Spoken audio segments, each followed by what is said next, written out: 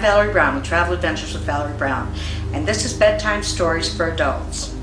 And we're doing our gemstone series right now, and this is part 2 of the emerald series.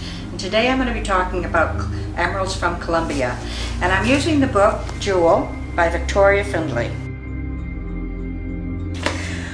When Spanish settlers first landed on the shores of Americas in the early 16th century, they had guns in their hand and stories in their heads. The guns were mightier weapons than anything the local people had, and the stories of fabulous hoards of gold and precious stones were the reason they were there, and the belief that such things would make them happy. When the Spanish colonial machine first grounded to gear after Columbus found the New World in 1492, it was hard to persuade men to leave their homes and travel as strangers to a strange and dangerous land. But once the legends of the treasures started spreading through the exciting diaries of Amerigo de Vespucci and others, published in a deliberate PR exercise by the authorities, volunteers signed up in the thousands. The most famous myth was about a city built entirely of gold, which became known as El Dorado. But another story that drove the early conquistadors insane with greed was about an enormous emerald. It was first recorded by a man who called himself Garcilaso the Inca. His father had been an army captain who arrived in Peru in the 1530s, and his mother was an Incan princess. In Manta, he wrote, on the Peruvian seacoast, there used to be people who worshipped an emerald that was big as an ostrich egg. On feast days, it would be taken out from the temple and shown to the crowds of people who had walked for many miles to see it. He recounted how the priests had devised a clever system of wealth accrual. They persuaded the ordinary people the small emeralds were the daughters of the sacred stone, and that no other gift would be quite well received as the return of his children.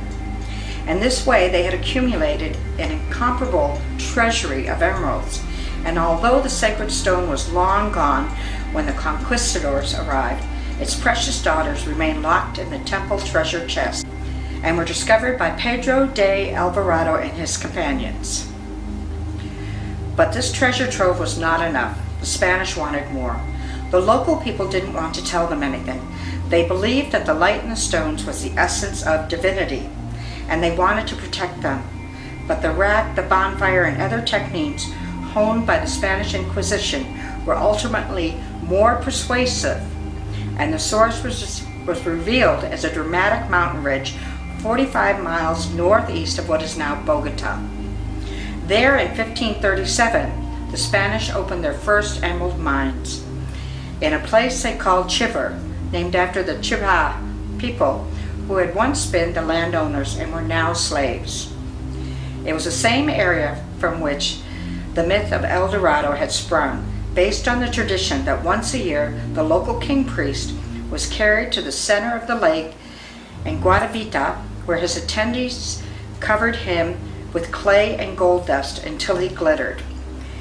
And the accumulation of the ritual, this representative of the sun god, dived into the sacred waters as the subjects threw in their emeralds or statues made of beaten gold. The stones were better than anyone in Europe, Asia, or Africa had ever seen. Most Egyptian emeralds were pale, full of flaws, and rather small. These gems were different. They had formed in a different way from the schist deposits of Skiat, having been created millions of years ago when the Andes mountain range was being formed. At that time, hot water was forced up through layers of sediments to the surface, dissolving and carrying with its elements that make up emeralds. In most places, the water simply dissipated when it reached the air, but in some areas it met a layer of black shell and was forced to stop. As the pressure built up, the water formed underground pools, some of which cooled slowly, allowing crystals to form at the edges. The process meant that the Colombian gemstones are often larger and clearer than those found elsewhere. It also means that if you come across thick black shell in the Andes, there is a chance, at least, that you will find emeralds too. When you think of emerald green, it is probably the Colombian shade that comes to mind, a brassy, grassy, saturated color at the very center of the rainbow spectrum. And if the chiver stones were good, the stones from the new mine found in 1567 were even better. It was called Muzo, 60 miles north of what is now Bogota, and it was the best emerald mine in history.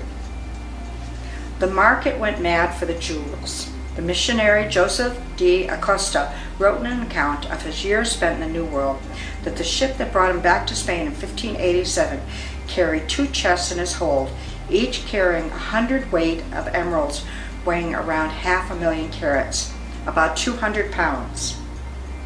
The wreck of the Nuestra Senora de Ochoa, which sank in 1622 off the coast of Florida and was located by divers in 1985, gives a more physical idea of the extent of the trade. More than 6,000 uncut stones have been found around it, as well as several pieces of elaborate emerald jewelry. One of the archaeological assistants recalled an extraordinary moment. One day when he was working underwater, he looked up and saw hundreds of sparkling green emeralds floating down the water towards him. They had been sucked up in an underwater vacuum cleaner used to clean silt from the wreck. The airlift released the jewels just under the surface of the water, and everyone caught the emerald rain shower, and they picked up as many of the raindrops as they could. But dramatic as it was, the shower represented only a fraction of the treasure that went down with the ship. A document unearthed by Mel Fisher, who found the wreck, suggests that there might be still more than 125,000 carats, or 55 pounds of emeralds to be found. And the Achira was only one ship out of a fleet of 3 making one journey of so many across the Atlantic during those years. So now we've had the story of the emeralds, and I hope you enjoyed it. The next story up will be about diamonds. And please like, subscribe, share, forward this video. I have a blog, www.TAWVB.com. Please like, share, subscribe, forward it, same thing. And I look forward to talking to you next time. Thank you.